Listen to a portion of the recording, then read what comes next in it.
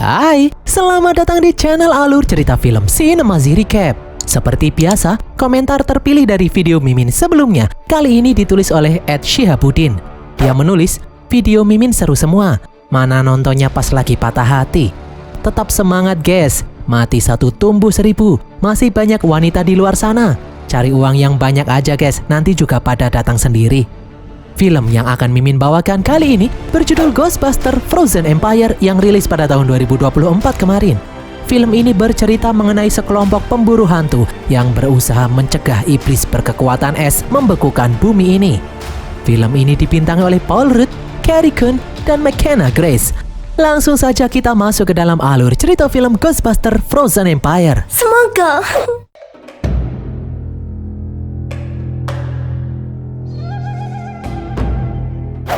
Pada tahun 1904 di New York, pasukan pemadam kebakaran mendapat laporan dari gedung komunitas petualang. Namun setelah sampai di dalam gedung komunitas petualang, bukannya kebakaran, mereka malah melihat beberapa orang yang tewas karena membeku. Mereka lalu melihat seorang wanita berpakaian aneh sedang memegangi sebuah bola misterius. Wanita itu tiba-tiba terbangun. Seketika tubuh orang-orang yang membeku hancur satu persatu.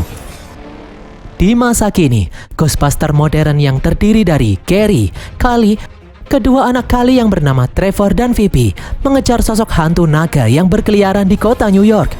Melihat hantu naga ada di depan mereka, Phoebe langsung mengikat hantu itu dengan senjata foton. Namun karena hantu itu sangat kuat, senjata foton yang ditembakkan malah merusak gedung-gedung yang ada di sekitarnya. Trevor kemudian mengirim perangkap hantu untuk menangkap hantu itu. Namun hantu itu malah terbang tinggi ke angkasa. Kelly lalu mengirim pesawat drone perangkap hantu mengejar hantu itu. Setelah melakukan kejar-kejaran di angkasa, Kelly akhirnya berhasil menangkap hantu itu. Gary yang tidak bisa mengendalikan mobil kemudian tidak sengaja menabrak fasilitas umum di pinggir jalan. Bukannya berterima kasih, wali kota malah memarahi Ghostbusters karena aksi mereka barusan membuat banyak fasilitas umum menjadi rusak.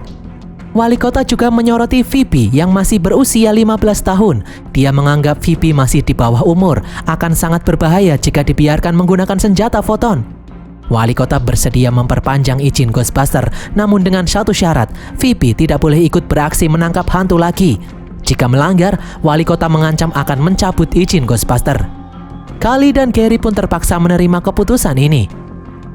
Di dalam markas Ghostbusters, Phoebe berusaha membujuk ibunya agar dia diperbolehkan ikut beraksi lagi. Namun Kali dengan tegas melarang. Kali dan Gary ingin Phoebe bersabar menunggu 3 tahun lagi sampai dia cukup umur untuk bisa bergabung menjadi anggota Ghostbusters. Gary kemudian memasukkan hantu yang barusan dia tangkap ke dalam tangki penyimpanan hantu yang ada di basement markas. Namun tangki itu bergetar hebat dan sangat sulit untuk ditutup. Sepertinya tangki penyimpanan hantu yang sudah beroperasi selama 40 tahun lebih ini sudah kelebihan muatan. Di tempat lain, Podcast membantu Ray mengumpulkan benda-benda yang terkutuk yang dipercaya dirasuki oleh hantu. Phoebe kemudian datang berkunjung. Podcast pun mengajak Phoebe melihat koleksi benda-benda terkutuk yang ada di dalam toko. Seorang pria yang bernama Nadim lalu menemui Ray. Nadim berniat menjual benda keramat peninggalan neneknya yang sudah meninggal, yaitu sebuah bola aneh yang terbuat dari perunggu. Setelah melihat bola itu, Ray memberitahu Nadim kalau di masa lalu, perunggu sering digunakan untuk mengurung roh jahat. Nadim pun tidak peduli, Nadim yang pengangguran hanya ingin menjual benda itu untuk mendapatkan uang. Di saat Ray memeriksa bola itu dengan alat pendeteksi hantu, alatnya langsung bereaksi, tiba-tiba terjadi gempa bumi. Di tempat lain, angin es misterius berhembus menuju markas Ghostbusters. Bola perunggu yang tadi dibawa Nadim juga tiba-tiba membeku dan menjadi semakin berat. Setelah mendapatkan uang dari Ray, Nadim yang ketakutan pun langsung pergi. Di dalam markas Ghostbusters, Gary melapor kepada Janine yang merupakan sekretaris Winston kalau barusan terjadi getaran aneh yang membuat dinding sekitar tangki penyimpanan hantu menjadi retak. Gary mengira retakan itu diakibatkan karena tangki penyimpanan hantu sudah kelebihan muatan. Janine pun berjanji akan melaporkan hal ini kepada Winston yang selama ini membiayai operasi Ghostbusters. Di lantai atas, Trevor melihat lendir hijau menetes dari loteng. Trevor yang penasaran lalu naik ke atas loteng. Trevor kemudian melihat tumpukan plastik sampah snack dan makanan ringan. Trevor lalu terkejut melihat ada hantu hijau di antara tumpukan sampah. Hantu hijau itu langsung kabur. Trevor pun mengajak yang lain mengejar hantu itu. Namun Kali dan Gary melarang Phoebe untuk ikut. Mereka pun pergi tanpa mengajak Phoebe. Phoebe yang sedih karena ditinggal pergi sendirian, akhirnya pergi ke taman sambil membawa papan catur. Tiba-tiba salah satu bidak catur bergerak sendiri. Phoebe langsung sadar kalau bidak catur itu digerakkan oleh hantu. Dan ternyata benar, muncul sosok hantu di hadapan Phoebe. Hantu itu bingung kenapa Phoebe tidak takut dengannya. Phoebe pun berkata kalau dia sudah biasa melihat hantu. Mereka berdua pun berkenalan. Hantu itu bernama Melody. Melody mengaku kalau dia tewas karena rumahnya kebakaran. Melody lalu mengalahkan permainan catur Phoebe dengan mudah. Phoebe pun mengajak Melody bermain catur lagi. Phoebe senang karena ada yang menemaninya meskipun itu hantu. Keesokan harinya, Winston dan anak buahnya, Lars, menjelaskan kalau tangki penyimpanan hantu yang sudah beroperasi selama 40 tahun ini memang sudah kelebihan muatan. Winston yang juga merupakan mantan anggota Ghostbuster era lama itu menjelaskan kalau mereka tidak bisa memindahkan tangki itu sembarangan. Dahulu dia dan anggota Ghostbuster yang lain sengaja membeli gedung ini karena gedung ini berdiri di atas retakan antar dimensi. Itu artinya, selain sebagai tempat penjara hantu, tangki itu juga merupakan penyumbat kebocoran antar dimensi. Mereka harus mempertahankan gedung ini apapun yang terjadi. Gary lalu bertanya, jika mereka tidak bisa pindah dari gedung ini, apakah Winston sudah pernah berusaha untuk membuat tangki penyimpanan hantu yang lain? Winston pun menyuruh Gary dan yang lain tidak usah khawatir. Winston mengajak mereka menuju gedung akuarium yang terbengkalai. Winston dan timnya sudah merubah gedung akuarium ini menjadi gedung pusat riset paranormal. Di sini Victor melihat Lucky yang sedang mengetes senjata foton terbaru. Victor pun senang karena bisa bertemu kembali dengan Lucky. Lars kemudian menjelaskan kalau di sini mereka memiliki mesin pemisah hantu yang bisa mengeluarkan hantu dari dalam benda-benda terkutuk yang dirasuki hantu. Mereka semua lalu melihat sosok hantu dikeluarkan dari dalam CD player yang dirasuki. Lars memasukkan hantu itu ke dalam tabung yang ada di sampingnya dan kemudian menyedot hantu itu ke dalam tangki penyimpanan hantu yang ada di gedung ini. Phoebe lalu bertanya apakah mesin ini bisa mengeluarkan roh dari dalam tubuh manusia yang kerasukan. Lars menjawab, secara teori harusnya sih bisa, namun dia belum pernah melakukannya. Winston kemudian menunjukkan tangki penyimpanan hantu yang lebih besar. Tangki yang ada di sini bisa menyimpan hantu 50.000 kali lebih besar dari yang ada di dalam markas Ghostbuster. Namun jika mereka ingin memindahkan semua hantu yang ada di dalam markas ke dalam tempat ini, dengan alat yang ada, mereka membutuhkan waktu sekitar 3-7 tahun lamanya. Ray dan Podcast kemudian datang ke tempat ini menyerahkan bola perunggu yang baru saja dia dapatkan. Phoebe dan yang lain lalu melihat akuarium yang berisi hantu-hantu untuk diteliti. Akuarium itu dilengkapi oleh pelindung proton, sehingga hantu-hantu yang ada di dalamnya tidak akan bisa kabur. Trevor lalu melihat hantu kecil yang bergerak dengan lincah. Ray pun menjelaskan kalau hantu itu bernama The Possessor. Hantu itu bisa merasuki semua benda-benda mati. Malam harinya, Gary meminta bantuan Phoebe membetulkan senjata foton yang rusak. Gary pun meminta maaf. Dia tahu kalau Phoebe anak yang sangat cerdas dan layak menjadi anggota Ghostbuster. Namun jika Phoebe ikut beraksi, Gary takut wali kota akan marah dan menutup tempat ini. Alarm tanda kemunculan hantu kemudian menyala. Phoebe pun menyuruh Gary dan yang lain pergi tanpa dirinya. Setelah yang lain pergi, tiba-tiba telepon berdering. Phoebe kemudian mengangkatnya. Ternyata itu adalah panggilan permintaan bantuan untuk mengusir hantu. Phoebe yang masih ingin menjadi Ghostbuster kemudian mengajak Podcast untuk beraksi. Di tempat lain, Lars dan Lucky masih berusaha mengeluarkan hantu dari benda-benda yang terkutuk. Di saat Lars dan Lucky akan mengeluarkan hantu yang ada di dalam bola perunggu, tiba-tiba mesin pemisah hantu mengalami error, membuat listrik di tempat ini padam. Listrik yang padam juga membuat pelindung proton di akuarium mati.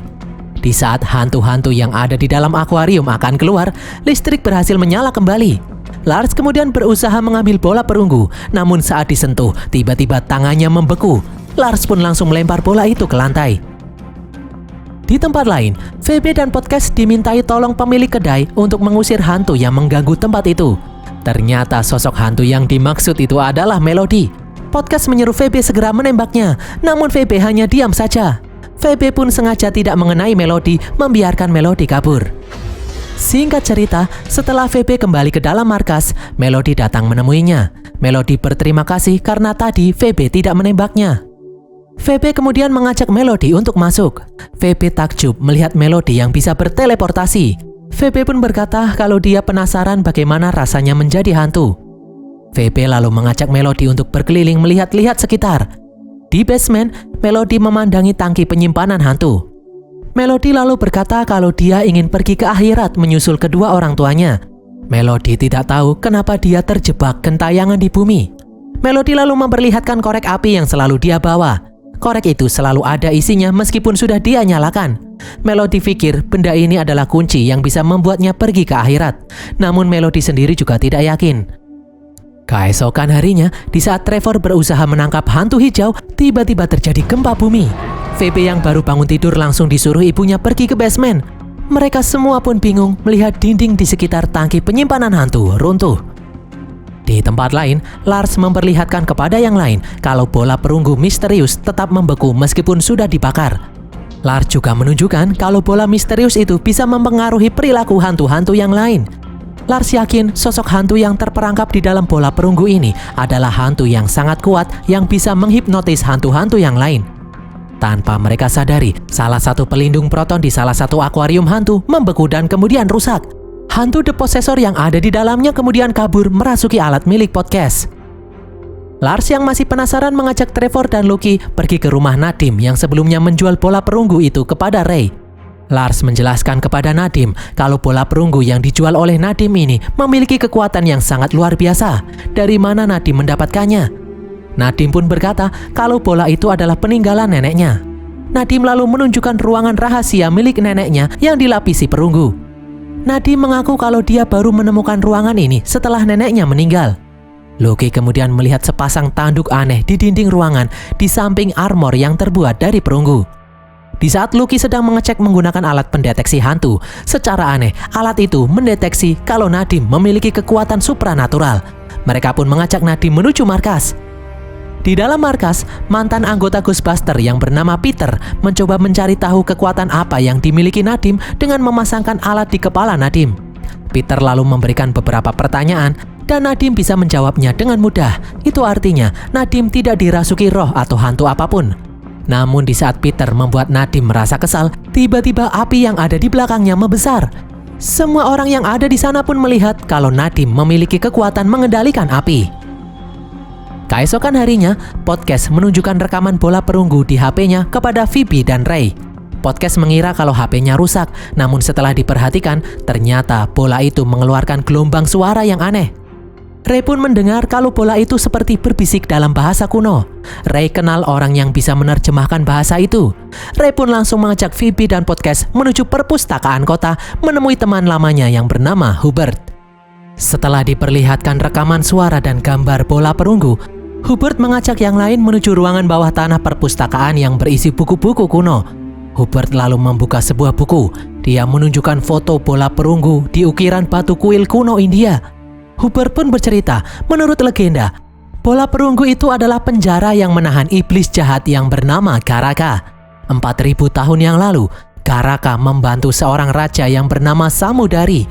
Setelah Karaka berhasil membantu menaklukkan separuh Asia Tengah, Raja Samudari menjadi curiga kalau Karaka akan mengkhianatinya.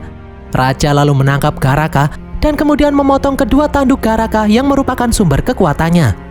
Karaka yang marah pun bertekad untuk balas dendam. Karaka mengumpulkan pasukan hantu dan kemudian berniat membekukan permukaan bumi ini. Sebelum Karaka berhasil membekukan bumi, sekelompok manusia yang bisa mengendalikan api yang disebut Fire Master mengurung Karaka ke dalam bola perunggu. Hubert lalu menunjukkan koleksi tabung rekaman audio pada tahun 1904. Rekaman itu ditemukan di gedung komunitas petualang yang berhasil mengumpulkan benda jarahan kolonial termasuk bola perunggu keramat ini. Menurut cerita, di saat rekaman ini ditemukan, orang-orang yang ada di dalam ruangan tewas membeku secara misterius. Podcast lalu mendengar suara di dalam tabung rekaman sama persis seperti yang ada di dalam rekaman HP-nya. Hubert memberitahu kalau itu adalah mantra untuk membangkitkan Karaka. Tiba-tiba The Possessor merasuki tabung audio, membuatnya melompat ke dalam tong sampah dan kemudian kabur keluar. VB dan yang lain pun langsung mengejarnya. The Possessor lalu merasuki patung singa yang ada di luar perpustakaan. Ray menyuruh podcast dan VB mengambil senjata poton yang ada di dalam motor. VB pun langsung menembak patung singa untuk menarik perhatiannya. Di saat patung singa itu mulai melompat, VP menembakkan senjatanya menghancurkan patung singa itu berkeping-keping. Hantu The Possessor kemudian kabur entah kemana. Kejadian VP yang menghancurkan patung singa perpustakaan barusan membuat wali kota menjadi marah. Wali kota pun akhirnya mencabut izin Ghostbuster dan menyita semua senjata milik Ghostbuster. Kelly dan Gary pun memarahi VP yang tidak mendengarkan nasihat mereka. Malam harinya, di saat mereka kembali ke dalam markas, mereka melihat senjata yang ada di dalam markas telah disita kepolisian. Lars dan Lucky kemudian mengajak Nadim datang ke tempat ini. Ray memberitahu kalau Nadim adalah keturunan Fire Master, yaitu manusia pengendali api yang melindungi dunia dari iblis yang bernama Garaka. Ray lalu menyuruh Nadim berlatih menggerakkan api di korek api yang ada di hadapannya. Awalnya Nadim menolak karena itu adalah hal yang mustahil. Namun setelah jarinya digerakkan, Nadim pun terkejut. Ternyata dia bisa menggerakkan api di korek api itu meskipun hanya sedikit. Ray pun menyuruh Nadim terus berlatih mengendalikan api. Di ruangan lain, Gary mencoba memanggil Phoebe di kamarnya, namun pintu terkunci. Ternyata Phoebe pergi menemui Melody. Phoebe curhat kenapa dia selalu dimarahi atas semua yang dia lakukan, padahal Phoebe tidak pernah melakukan kesalahan. Phoebe iri melihat Melody yang bisa bebas pergi kemanapun yang dia mau. Phoebe kemudian memiliki ide. Phoebe mengajak Melody menuju gedung pusat riset paranormal. Phoebe ingin merasakan sensasi menjadi hantu meski hanya sebentar saja. Phoebe lalu mengutak-atik mesin pemisah hantu. Phoebe menyetelnya hanya 2 menit saja. Phoebe kemudian masuk ke dalam tabung. Mesin pemisah hantu itu pun langsung menyala. Mesin itu berhasil membuat Phoebe keluar dari dalam tubuh fisiknya berubah menjadi wujud hantu. Kini Phoebe bisa merasakan rasanya menjadi hantu. Bukannya senang, Melody malah meminta maaf kepada Phoebe. Tiba-tiba tubuh Phoebe tidak bisa dikendalikan. Ternyata selama ini Melody disuruh oleh Garaka untuk memancing Phoebe melakukan hal ini. Melody terpaksa membantu Garaka karena Garaka berjanji akan membantu Melody pergi ke akhirat agar bisa kembali berkumpul dengan keluarganya. Garaka tidak bisa menghipnotis manusia untuk mengucapkan mantranya. Itulah sebabnya Garaka menunggu Phoebe mencoba mesin pemisah hantu dan berubah menjadi wujud hantu. Garaka langsung menghipnotis Phoebe mengucapkan mantra yang bisa membebaskannya. Di saat wujud hantu Phoebe mengucapkan mantra, tubuh fisiknya juga ikut mengucapkan mantra itu. Seketika, bola perunggu meledak membebaskan Garaka yang ada di dalamnya. Setelah waktu habis, Phoebe pun kembali ke dalam tubuh fisiknya. Lucky kemudian datang melempar perangkap hantu berniat menangkap Garaka. Lucky langsung menembak Garaka dengan senjata foton. Namun Garaka dengan mudah menangkisnya. Garaka pun kemudian kabur. Gary dan Kelly lalu datang ke gedung pusat riset paranormal untuk memeriksa keadaan Phoebe. Di sini Lars melihat tabung perunggu sudah hancur berkeping-keping. Di tempat lain, Garaka masuk ke dalam rumah Nadim mengambil tanduk yang disimpan di sana. Setelah Garaka memasangkan tanduknya di kepalanya, kini semua kekuatan Garaka sudah kembali. Garaka pun langsung membekukan sebagian kota New York, mengeluarkan duri-duri es di mana-mana. Di jalanan, Phoebe meminta maaf kepada Kelly dan Gary karena dia telah ceroboh menyebabkan semua kekacauan ini. Kelly dan Gary pun menyuruh Phoebe tidak usah khawatir, mereka bersama-sama akan menyelesaikan masalah ini. Mereka lalu masuk ke dalam markas Ghostbuster. Di sini sudah ada Ray, Janine, dan Podcast. Kelly yang panik lalu memberitahu kalau Garaka sudah bebas. Podcast pun menyuruh mereka tidak usah khawatir karena di sini ada Nadim yang merupakan keturunan Fire Master. Namun ternyata selama ini Nadim baru bisa membelokkan api sedikit saja. Semua orang pun tambah panik. Lars lalu mengambil semua senjata foton yang ada di dalam mobil. Mereka pun bergegas karena tiba-tiba langit berubah menjadi gelap. Lucky berusaha memberitahu kalau tembakan foton tidak mempan, namun mereka tidak punya pilihan lain lagi.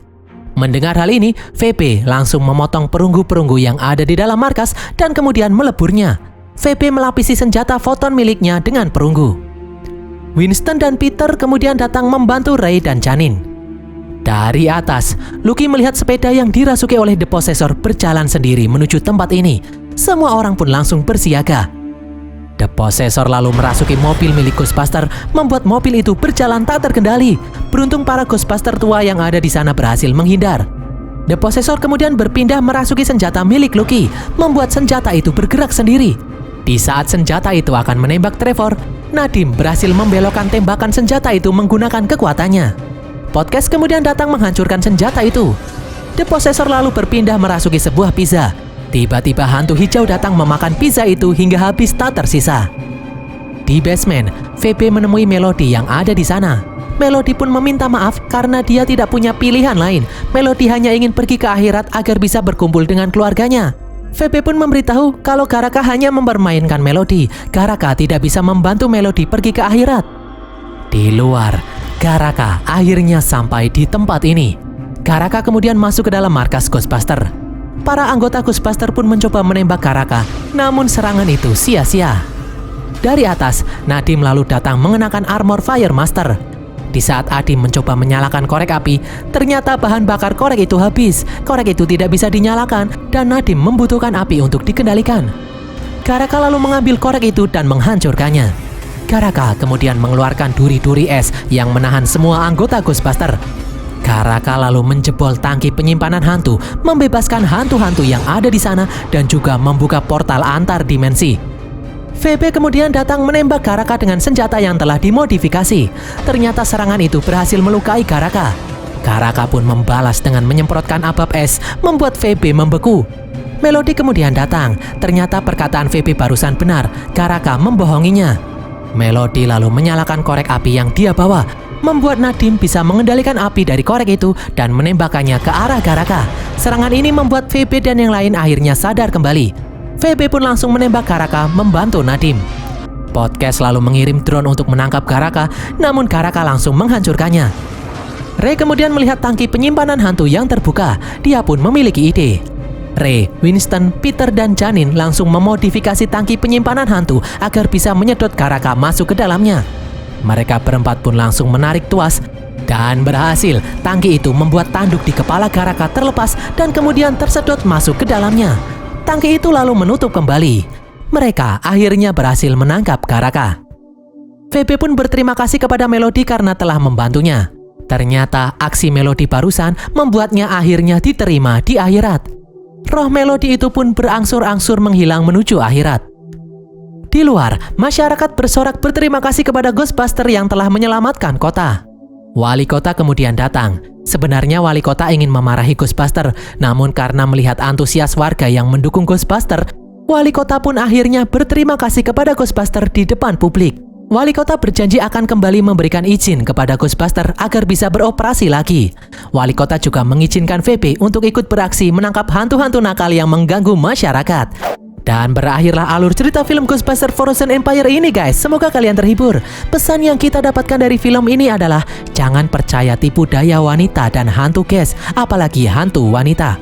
Tulis kritik dan saran kalian di kolom komentar. Jangan lupa subscribe dan follow media sosial kami. Sampai jumpa di konten Mimin berikutnya. Bye.